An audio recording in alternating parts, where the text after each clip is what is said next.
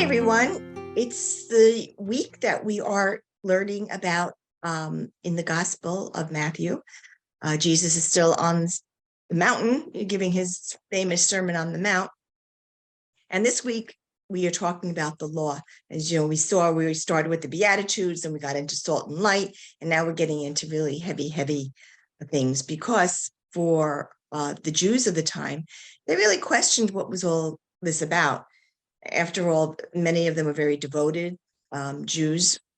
This was their law, the Torah, the first 5 books of the Bible. So to have someone coming along and saying, you got to look at this in a different way, for many was a very difficult thing to do. It's understandable. But Jesus is trying to tell them, I'm not here to abolish the law that's already been created, that you believe in, that I believe in because I'm a Jew, but I'm here to fulfill it. And even that word fulfill might be a little threatening to some, but nonetheless, as we have learned, we've had 2,000 years to realize the beauty of all of this.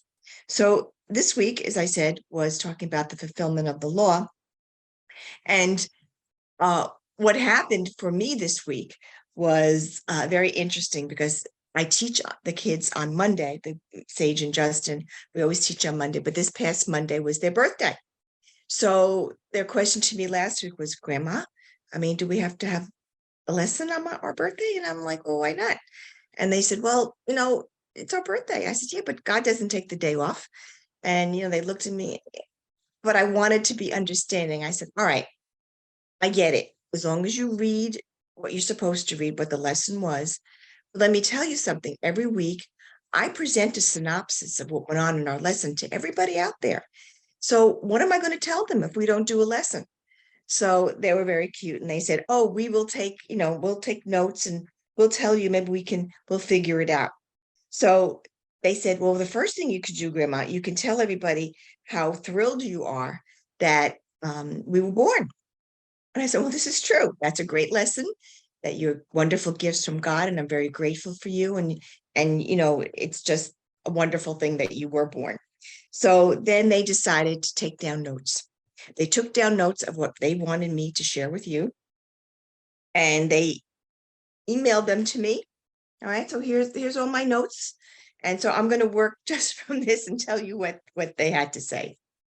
They knew about the lesson, they knew about the laws, and they knew about the rules, and trying to make the distinction, see how those new ways of Jesus teaching, how that's fulfilling. But they started this way. So, Grandma, you have to be grateful we were born.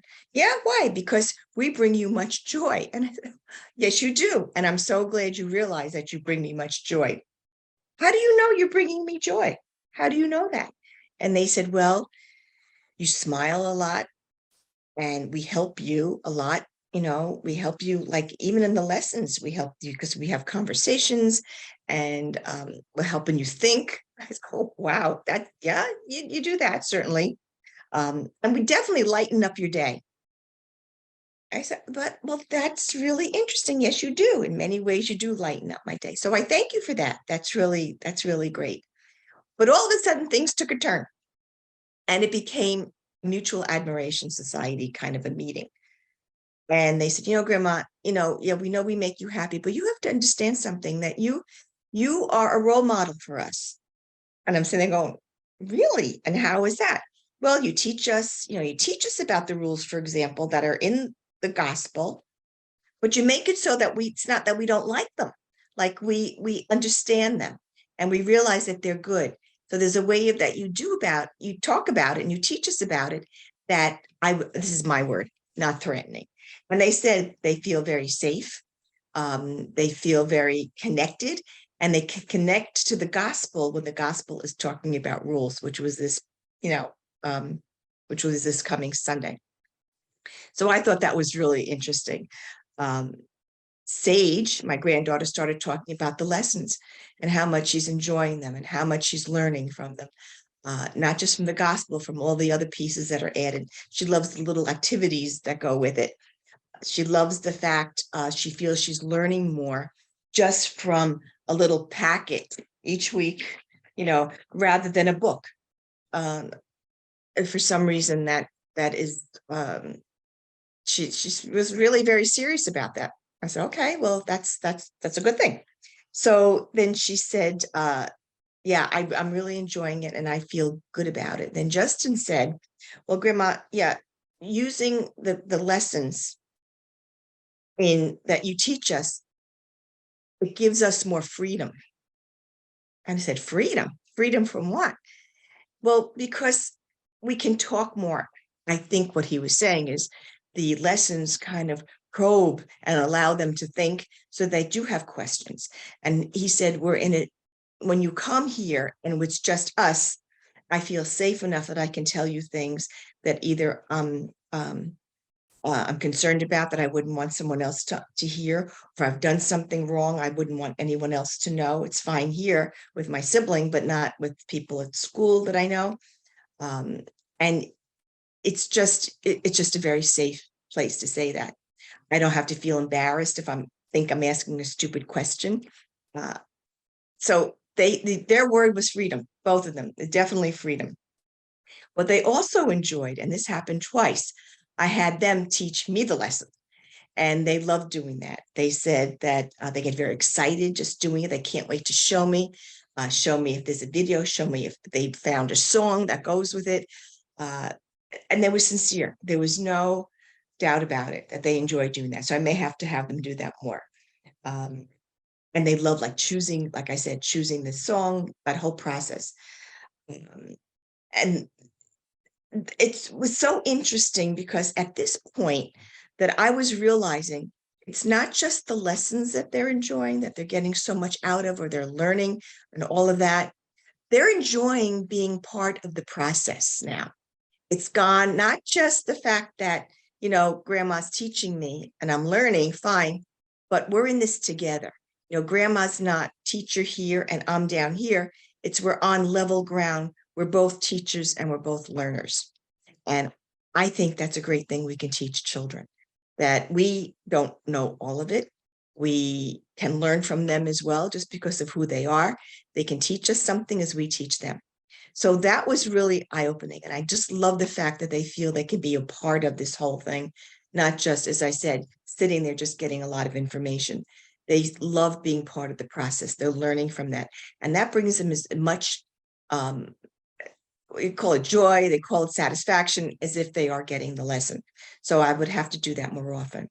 The other thing, though, that they said to me was they love knowing the gospel when they go to church. They love knowing all about it. And recently we've been doing it for those who are older, for the children who are older, parts of the Mass. So the liturgy of the Word, the liturgy of the Eucharist, they're very familiar with that. So they get there and I said, well, how does that make you feel? You're listening to the gospel, you know it already, you know the parts of the Mass, you're getting to know them even better. How does that make you feel? And they said they both said, it makes us feel smart. And I thought, that's great. I think it's more than being smart, though. I think, at least my interpretation of it is, I think they feel, again, they belong, they're connected. I think that's what it is. I think this sense of feeling connected, we know this, and we know maybe more than some of the other people sitting here. And not that there's, snobby about it or anything like that. It just empowers them. And how great is that? If you can give that to children now, I hope that continues to grow. So they're not feeling like, oh, I'm sitting there, I don't understand a darn thing that the priest is telling me in the homily. I don't, I know it already. I've had a sense of it. I've experienced it. It's not just here's the gospel, read it, but let's experience it together. And what does that mean? Because you're really delving deep into the meaning of that gospel. So that was our week. But even before that, as we celebrated their birthday, and I continued to tell them how thrilled I was that they were born, I had gifts for them, and I had them one in each bag. And the gifts were, I gave them money, but I also gave them this little tin. And in the tin were pieces of paper, but on the front of the tin, it says, know that grandma's, something to this effect, know that grandma's prayers are with you all the time, that grandma's praying for you all the time. So I gave them that. And then I put them into a larger shopping bag. So I gave them their gifts. They opened them up and said, oh, wait. I have something else. I go into the shopping bag. I said, the lesson for next week. So next week we're back to doing what we were doing, back to the routine again. But it really was eye-opening for me. I'm glad we took a little break from the usual. And it's always good to check in with them and see where are they at? What do they like? What they don't like? They were so sincere, and they gave me a wonderful gift on their birthday. So I just wanted to share that with you. But we will get back to next week. Next Monday, we'll be back to the same old routine. But I love the way they're growing with this. And I think children should be doing this is what catechesis is really all about. So I thank you. I hope you have a great week, and I'll see you next week. Take care. Bye-bye.